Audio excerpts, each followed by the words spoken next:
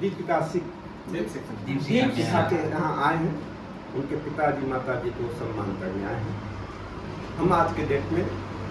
बिहार प्रदेश दलित साहू सभा के प्रदेश उपाध्यक्ष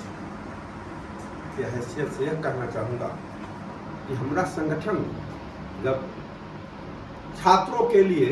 साहू भवन पटना में जब 100 से अधिक 125 छात्रों को जब हम लोग पठन पाठन की व्यवस्था करते हैं, पूरे बिहार में अच्छा कर रहा है, तो जब हमारे प्रदेश अध्यक्ष गए, हम लोग के कार्यक्रम में गए तो एक लड़की खड़ा हुई,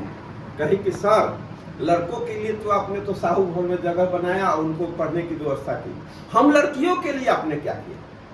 उसी समय हम लोगों ने विचार किया और साहू भवन के ही कैंपस में जो खाली जमीन थी उसमें अभी तक 7 मंजिला, जहां 100 से अधिक लड़कियां एकदम सेपरेट ढंग से वहां पढ़ सकती है हॉस्टल में और कम मामूली खर्च में, तो हम इसके लिए बिहार के लिए ऐसा नहीं कि हम सम्मान करने आए हैं,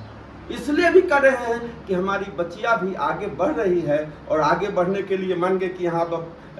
तो मुजफ्फरपुर में हो सकता है कि बहुत संसाधन नहीं हो सकता है कि पटना में से अच्छी तो पटना में भी हमारी बच्चियां रहने के लिए सारी वहाँ पर हम लोग व्यवस्था कर रहे हैं। मैं ये आपको इस चैनल के माध्यम से और मैं कर रहा हूँ।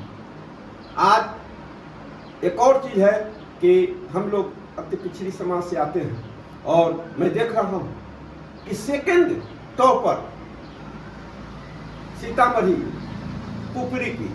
इसी नाम से मिलता जुलता वो सेकंड टॉपर पर हम लोग ने सम्मानित किया। साइंस में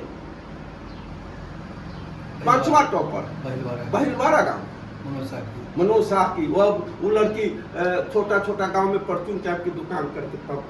पढ़ती भी थी, दुकान भी करती, दुकान चलाकर अपने माता पिता को मदद करती थी। उसी तरह यहाँ भी मैंने देखा और इस तरह से देखा है, तो इन लोगों में जो हौसला है, जो पंख लगा है, उस पंख को हम लोग और कैसे आगे बढ़ाए, इस पर हम सभी समाज का एक मान गए कि विष्णुदेव जी का ही मामला नहीं है, ये मामला पूरे बिहार में जब तक ये शिक्षा का विकास नहीं होगा तब तक हम देश का विकास नहीं कर सकते हैं, और जब शिक्षा का विकास नहीं होगा तब तक हम अपने परिवार और समाज का विकास नहीं कर सकते। तो हम आज के सम्मान के माध्यम से हम पूरे बिहार को, अपने पिछड़े समाज को, दलित समाज को, गरीब समाज को, वंचित समाज को मैं से आग्रह करता हूं कि आप उन लोगों के बारे में कुछ बताइए कि आगे क्या करना है, कैसी शिक्षा आपने मैंने पढ़ाई की कि आप अपने इस ऊंचाई तक गए। कुछ बोलिए।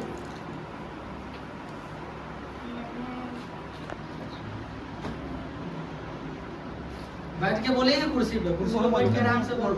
ना बोल। मैंने अपने 12वीं कक्षा की पढ़ाई विद्यापति से की है और चलिए, इसका कहना है कि हम जिस तरह से आगे बढ़े हैं अपने कठिन संघर्ष और परिवार के लोगों के सहयोग से, ये पूरे बिहार के बच्चियों के लिए, कमजोर वर्ग के बच्चियों के लिए भी हम प्रेरणा दे रहे हैं कि आप भी मेरी तरह आगे बढ़ो, हम तुम्हारे साथ हैं।